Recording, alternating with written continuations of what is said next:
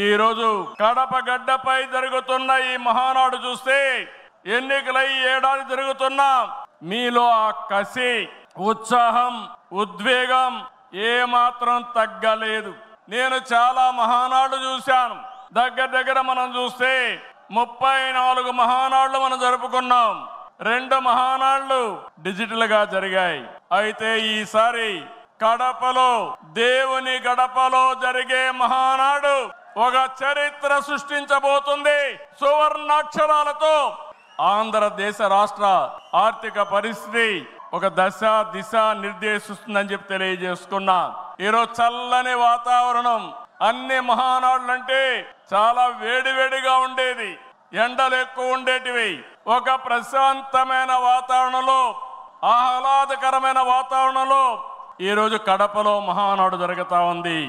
ఉమ్మడి కడప జిల్లాలో 10 స్థానాలకు గాను 7 స్థానాలు గెలిచాం. మన సత్తా చాటాం. ఈసారి ఇంకొంచెం కష్టపడితే 10కి 10 మనమే స్వీప్ చేస్తాం.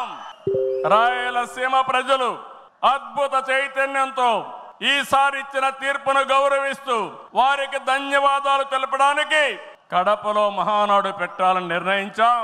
ఈ మహానాడును మీరు చూస్తే బ్రహ్మాండంగా చేసిన నాయకులకు, కార్యకర్తలకు మనస్ఫూర్తిగా అభినందనలు, కృతజ్ఞతలు.